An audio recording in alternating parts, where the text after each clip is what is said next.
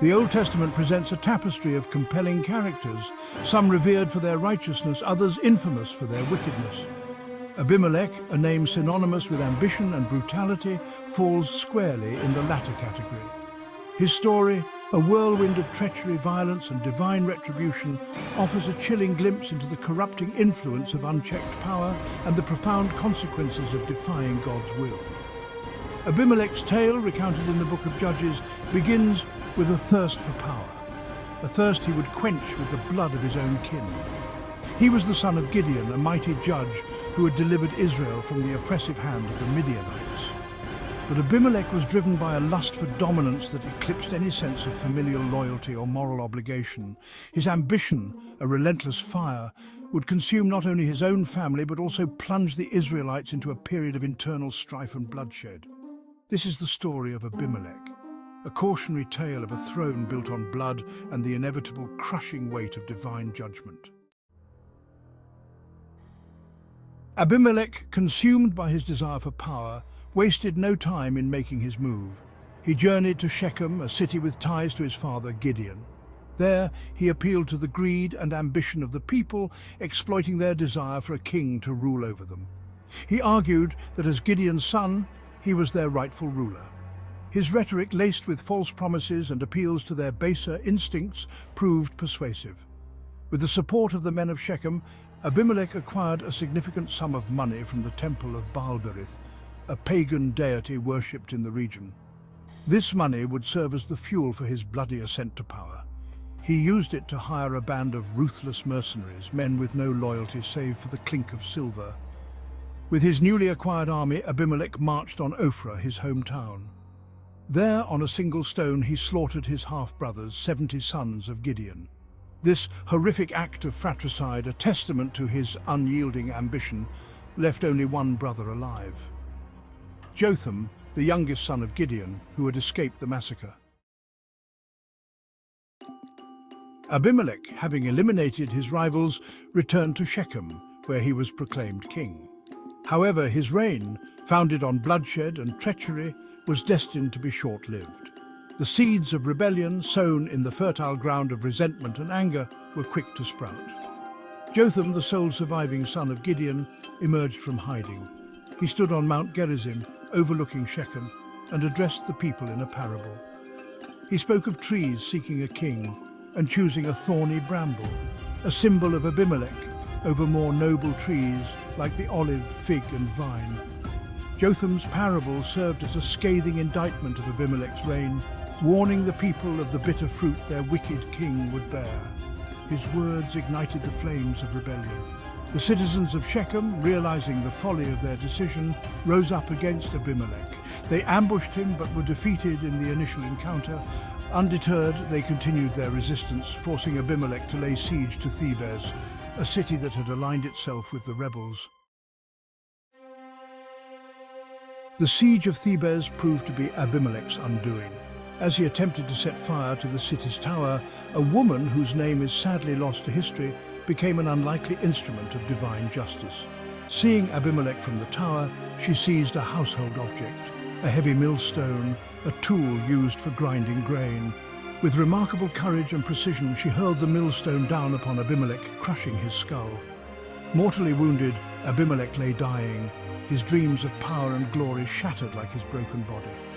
In a final act of desperate pride, he called upon his armor-bearer to end his life with a sword, so that it would not be said that a woman had killed him. The armor-bearer, fulfilling his master's last wish, thrust his sword into Abimelech, ending his reign of terror. The death of Abimelech, orchestrated by a seemingly insignificant woman, serves as a stark reminder that God can use the most unexpected instruments to enact his justice. It is a testament to the power of courage in the face of tyranny, and a stark symbol of the fleeting nature of worldly power. Section 5. The Wages of Sin, Abimelech's Legacy. The death of Abimelech brought an end to his reign of terror, but the scars of his brutality ran deep. His story, a cautionary tale of ambition and violence, serves as a stark reminder of the destructive power of sin. Abimelech's pursuit of power at any cost led to the deaths of countless individuals, including his own brothers.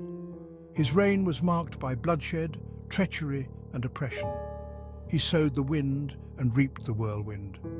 His legacy was not one of greatness or glory, but one of infamy and divine judgment. Abimelech's story is a testament to the biblical principle that the wages of sin is death. It underscores the truth that those who live by the sword will ultimately die by the sword. His life, and more importantly his death, serve as a warning to all who would seek power through violence and deceit. Section 6. God's judgment and the nature of true leadership. The story of Abimelech is more than just a historical account. It is a powerful theological statement. It reveals God's judgment on those who disregard his laws and seek to usurp his authority. Abimelech's rise and fall were not merely the result of human actions, but part of a larger divine narrative. God used Abimelech's wickedness to punish the Israelites for their own unfaithfulness. They had turned away from God and embraced idolatry, worshipping pagan deities like Baal-berith. Their desire for a king, a rejection of God as their true king, made them vulnerable to Abimelech's manipulations. Abimelech's story also provides a stark contrast between true leadership and tyranny. True leaders are characterized by their humility, their service to others, and their obedience to God. Tyrants, on the other hand, are driven by self-interest, greed, and a thirst for power. They rule by force and intimidation, exploiting others for their own gain. Section 7. Echoes of Abimelech, lessons for today. The story of Abimelech, though set in ancient times, holds profound relevance for the modern world. It serves as a mirror reflecting the timeless human struggles with power, ambition, and the corrupting influence of sin. We see echoes of Abimelech in the actions of dictators and tyrants who rule through violence and fear. We see his ruthlessness in those who prioritize personal gain above the well-being of others. We witness his thirst for power in the corridors of government and the boardrooms of corporations where ambition often trumps integrity. The story of Abimelech is a stark reminder that the pursuit of power without righteousness is a dangerous path. It is a call to examine our own hearts, to root out any seeds of greed, envy, or lust for power that may be lurking within. Section 8. The Millstone and the Mirror, a call to reflection. The millstone that crushed Abimelech serves as a powerful symbol of the unexpected ways in which God's judgment can manifest. It reminds us that no one is beyond the reach of divine justice, no matter how powerful or untouchable they may seem. The woman who hurled the millstone, an ordinary individual thrust into extraordinary circumstances, embodies the courage to resist tyranny. Her actions remind us that we all have a role to play in combating injustice. We are all called to be agents of peace, justice, and righteousness in our own spheres of influence. The story of Abimelech is not just a historical account, it is a mirror held up to our own souls. It compels us to ask ourselves, what are the driving forces in our lives? Are we motivated by love, compassion, and a desire to serve others, or are we consumed by ambition, greed, and the pursuit of worldly power? Section 9. Humility over hubris, choosing a different path. The story of Abimelech presents a stark contrast between two paths, the path of humility and the path of hubris. Abimelech chose the latter, allowing his ambition to consume him, leading to his ultimate downfall. His story serves as a cautionary tale, reminding us that true greatness lies not in worldly power or domination, but in humility, service, and obedience to God. It encourages us to choose a different path, one marked by integrity, compassion, and a commitment to justice. It is a call to be peacemakers, bridge builders, and agents of reconciliation in a world often torn apart by conflict and division. The millstone stands as a timeless reminder that God can use the most unexpected instruments to enact his justice, and that no act of courage, however small, is ever in vain.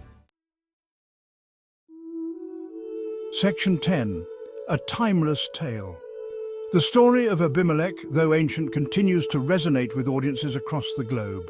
It is a tale that transcends time and culture, speaking to the deepest longings and struggles of the human heart. It is a story of ambition, betrayal, and the corrupting influence of unchecked power. But it is also a story of hope, reminding us that even in the darkest of times, God is at work, weaving together the threads of human history to fulfill his divine purpose. If you found this exploration of Abimelech's story insightful, please like, share and subscribe to our channel for more engaging and informative content. May God bless you with wisdom and discernment as you navigate the complexities of life.